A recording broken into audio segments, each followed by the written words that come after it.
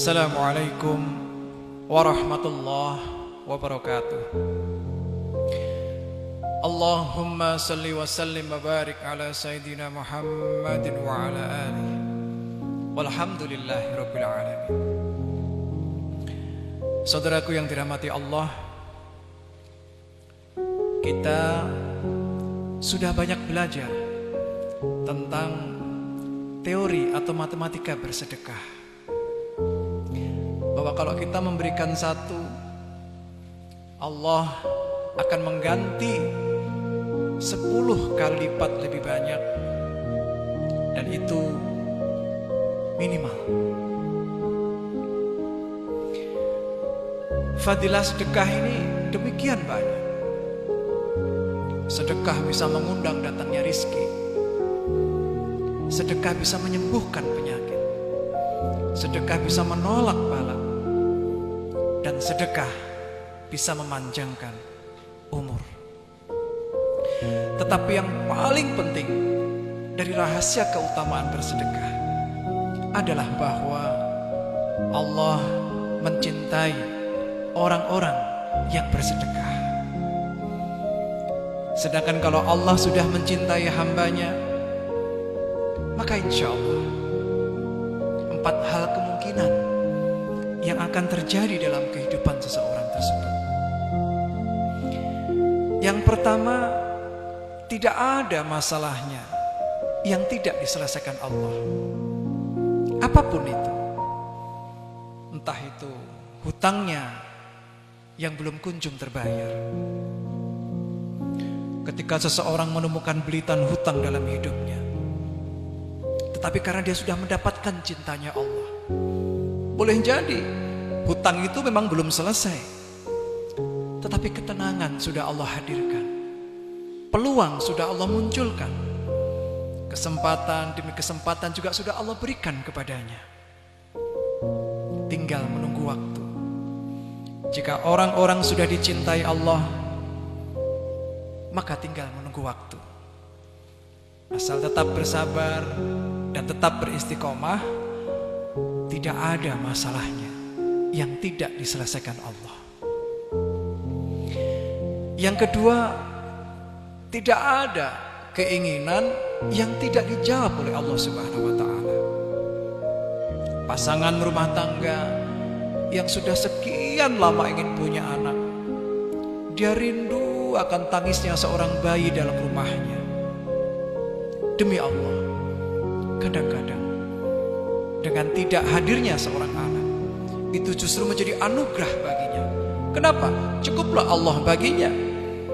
Hasbunallah wa ni'mal wakil, ni'mal maula wa ni'man nasir. Seseorang yang pengen berangkat haji, yang kepengen memuliakan anaknya, yang kepengen melunasi hutang-hutangnya, yang ingin sembuh dari penyakitnya, kejar cintanya Allah. Sebab kalau Allah sudah mencintai kita, yang nomor 2 tadi, tidak ada keinginan yang tidak dijawab oleh Allah. Yang ketiga, tidak ada dosa yang tidak diampuni Allah. Sedangkan yang terakhir adalah, insya Allah kita akan meninggal dalam keadaan husnul khotimah. Saudaraku yang dirahmati Allah, dalam kehidupan kita ini tentu ya, permasalahan, keinginan itu menjadi bagian dalam kehidupan kita yang tidak bisa dipisahkan. Coba kalau kita bertanya kepada hati kita, siapa di antara kita yang tidak punya masalah? Saya kira semua orang punya masalah. Ada yang masalah ekonominya, ada yang masalah kesehatannya, ada yang masalah rumah tangganya, bermacam-macam. Siapa di antara kita yang tidak memiliki keinginan? Saya kira semua orang punya keinginan. Saudaraku, cobalah kita bertanya kepada hati kita, apa sih yang menjadi keinginan kita? Apa yang menjadi masalah untuk kita? Rasanya gak ada, kecuali kita yang mendekatkan diri kepada Allah. Mungkin Mungkin selama ini kita jadi susah ngeratasin masalah kita lantaran kita jauh sama Allah. Di sepertiga malam Allah turun ke langit dunia. Kemudian Allah bertanya kepada kita, mana? Katanya ibu kamu sakit, di rumah sakit. Nih, aku yang maha menciptakan alam semesta ini datang dengan membawa kesembuhan. Ayo bangun. Bangun dong, sholat malam. Tapi kita nggak mau bangun. Paginya tetap aja kita repot sama rantang kita. Repot nelponin anak mantu, suruh jagain ibu di rumah sakit. Lihat, Allah kita sia-siakan. Allah juga datang kepada anak-anak muda yang pengen bekerja. Kemudian Allah nawarin, ayo anak muda, bangun. Aku yang membuat mereka bekerja sudah datang. Bahkan aku yang menciptakan perusahaan-perusahaan besar juga sudah datang. Ayo bangun, minta padaku pekerjaan, aku akan beri. Tetapi kita tetap aja tidur. Akhirnya apa yang terjadi? Ya sudah, tetap aja kita nulis lamaran kerja, kesana kemari bawa lamaran kerja, dan Allah tidak mau terlibat. Kenapa? Karena kita tidak mau melibatkan Allah. Saudaraku yang dirahmati Allah, kebahagiaan, kedamaian, dan ketenangan hati itu dibangun di atas dua plafon, yaitu plafon tahajud dan plafon sedekah.